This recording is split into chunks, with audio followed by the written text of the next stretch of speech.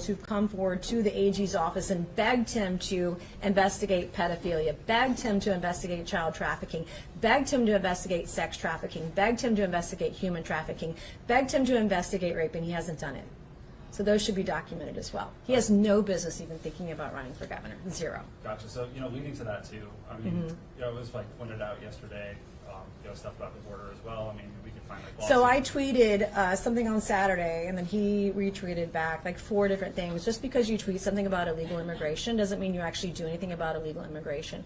Where was he when I was getting Kristen Graziano, a sanctuary sheriff out of Charleston County? Where was he in that fight? He was nowhere to be seen. He had nothing to say, nothing to do about it. I single-handedly ejected her from the state. He did nothing. He stood silent. He did zero. Gotcha. And, all the immigration-related lawsuits, prior to that, just wondering if you had thoughts on those too. Alan Wilson is a do-nothing attorney general. He's one of the worst attorney generals in the entire country. That's what I have to say about that. All right, gotcha. Yeah. Congresswoman, we've seen several stories over the years about staff turnover in your congressional office. What makes you think you could keep a steady staff together in the governor's office when you're running a state? Which You're reading press that actually lie about my office. So I did fire every single staffer in my DC office only around about November, December of 2023 for a lot of reasons that were misreported by the press.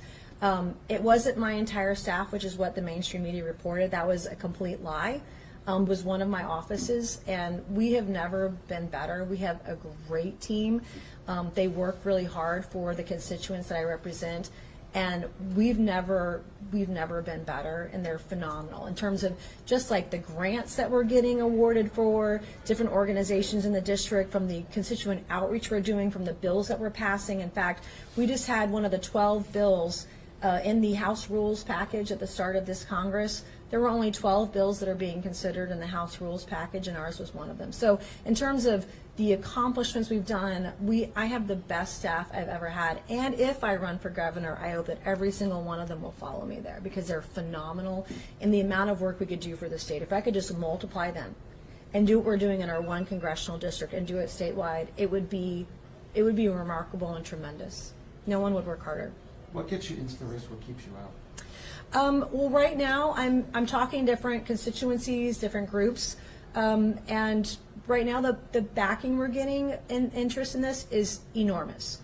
Of course, I want to talk to the Trump team and see where they are on a run for governor. I think that's a very important conversation to have. But we'll make a decision in the next, I would say, 4 to 8 weeks. So have you spoken to the president about running for Not governor? this specifically. Would you seek his support if I you did run? absolutely. I think that anyone that wants to run statewide, or any election really in 2026 or 2028 beyond, will need the president's support. I think it's very important, and it's important that we have bold leaders, which is why it's important for Trump to weigh in on some of these elections. We need bold leadership now more than ever.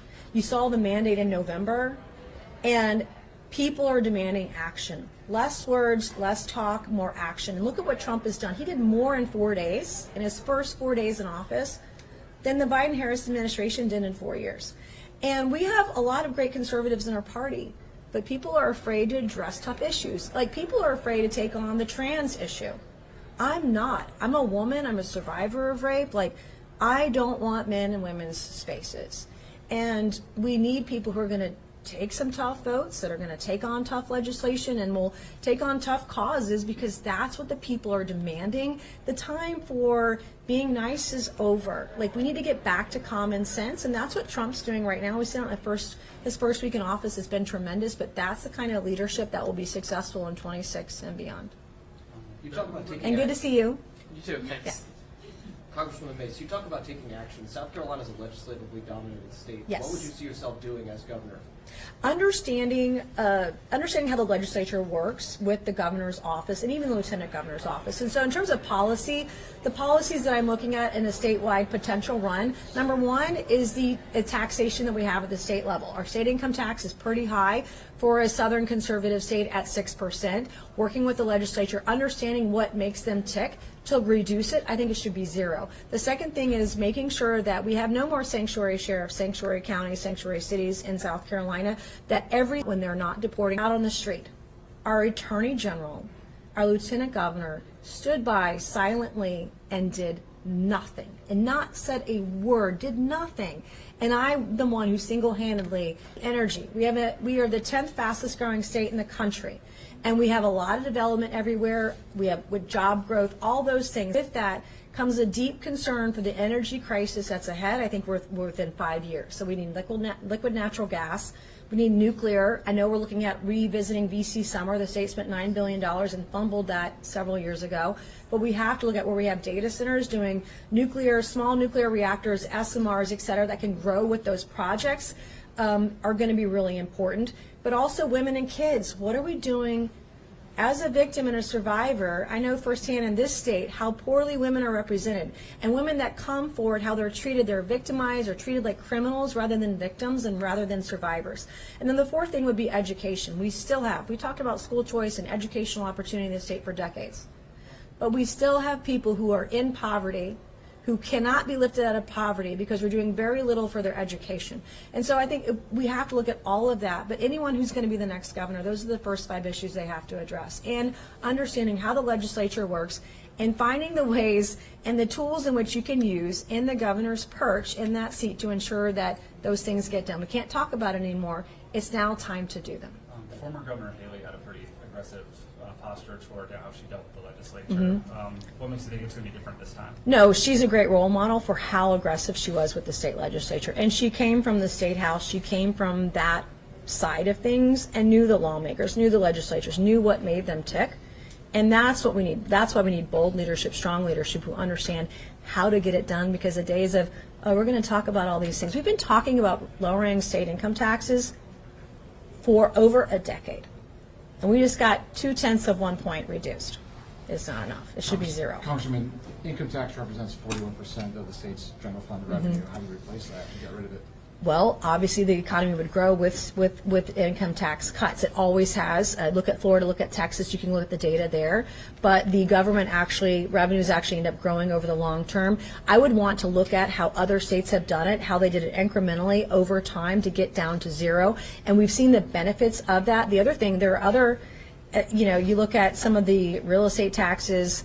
If you know someone who owns a boat, they don't own it in South Carolina. They go to Delaware, they get an LLC, and they place it in Florida because of the tax differences. And so we have to look at both when you cut taxes, where the revenue is going to come from, but also when you do that, the economy actually grows when you do it. So I'm looking at states like Florida and Texas and how they implemented it over the long term to make sure that it's done in a way that makes sense and doesn't hurt the state financially. But when you lower taxes, revenues eventually will go up, and the state can prosper. Obviously, too, with businesses and LLCs, specifically when you lower the state income tax, that way they can hire more employees, or they can pay their employees even higher. So it benefits everybody. People can buy more. And there's also consumption tax at the local level as well that the state can get in on. So there are a lot of ways to do that, and we should look at other states like Texas and Florida and how they've implemented it. And that's one of the processes I'm exploring right now, too. Just a few more questions. All right, 2 more questions, and then we're out. Do you agree with Senator Lindsey Graham about that President Trump made a mistake when he pardoned the violent offenders in the Capitol riot?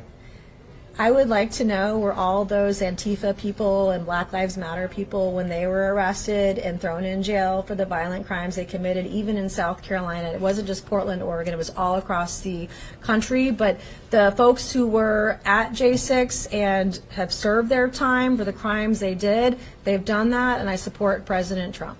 But there were people who were let out of prison for violent attacks. There were people like Thomas Castleman So- who were let out of prison.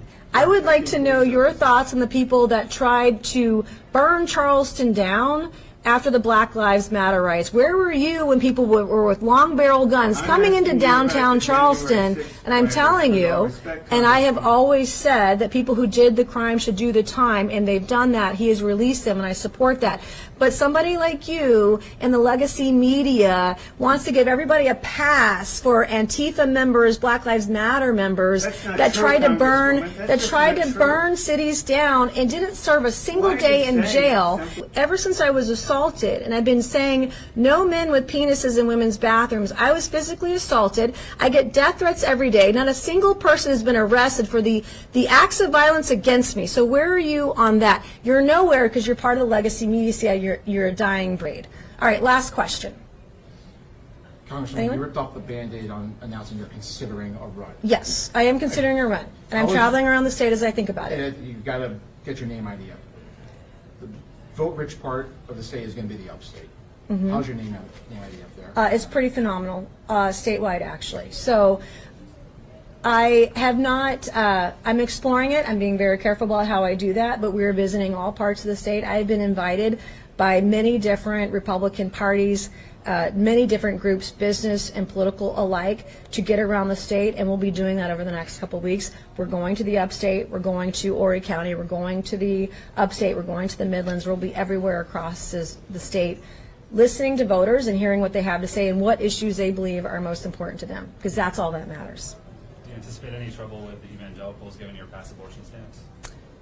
I'm pro-life. I have the same abortion stance as Donald Trump, and Donald Trump was overwhelmingly elected all across the state of South Carolina.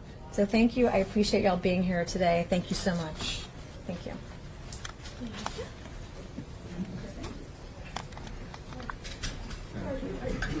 Y'all want to stick around to hear her speak? You can set up on this last row of chairs in the back and just allow the attendees to fill in. If there are any chairs y'all have to leave. Oh, yeah, no, that's like.